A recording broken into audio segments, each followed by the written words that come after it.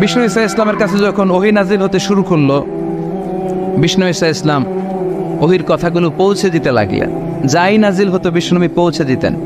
বিশ্বনবী সাহাবাদের কাছে শেয়ার করে দিতেন, যেটাই নাজিল হতো তিনি পৌঁছে দিতেন, যেটাই, কারণ আল্লাহর আদেশ, ইয়া আইয়ুহার রাসূল বাল্লিগ মা উনজিলা ইলাইক, ও নবী আপনার কাছে আমি ওহী থেকে যা নাজিল করি সব পৌঁছে দেন, একটাও গোপন করা যাবে?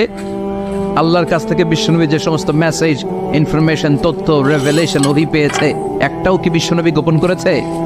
সব প্রকাশ করে গিয়েছে, সব শেয়ার করে গিয়েছে।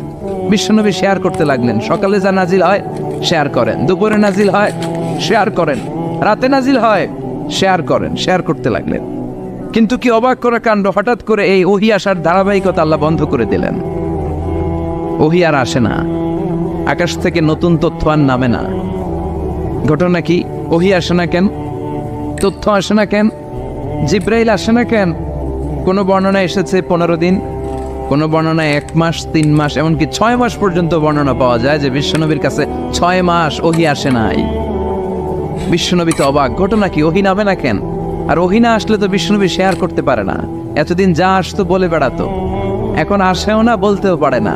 কাফির মুশরিকরা বিশ্বনবীর গালে দিতে শুরু করলো, মুহাম্মদের রব মুহাম্মদের ভুইলা গেছে, মুহাম্মদের আল্লাহ মুহাম্মদের ছেড়ে দিয়েছে।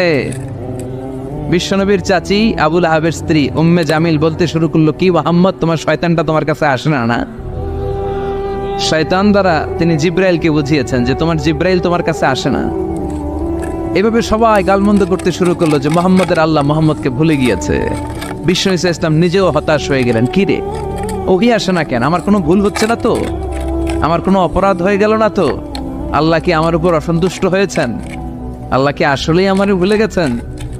আল্লাহ কি আমাকে ত্যাগ করেছেন? তিনি কি আমার উপর রেগে আছেন? আমরাও মাঝে মাঝে এরকম হতাশ হয়ে পড়ি। এরকম হতাশ লোক আছে না নাই? কিরে, আমার দোয়া কবুল হয় না কেন? আল্লাহ আমার ডাকে সাড়া দেয় না কেন? আমার জীবনে এত দুঃখ কেন? আমার জীবনে তো ভালো কিছু হয় না, খালি সব কষ্ট আমার কেন? এরকম আছে না নাই? এরকম হতাশদের জন্য এই সূরাটা একটা আলোকবর্তিকা, মোটিভেশনাল সূরা। আলহামদুলিল্লাহ পড়েন।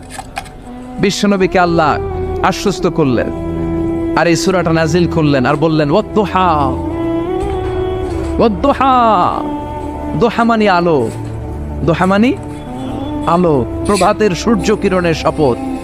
Look up, the sunlight, it's a very beautiful day out দেয়ার।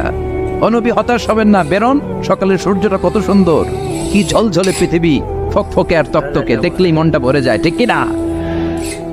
দোহা, দোহা মানে আলো, আশার আলো, সম্ভাবনার আলো। আমাদের জীবন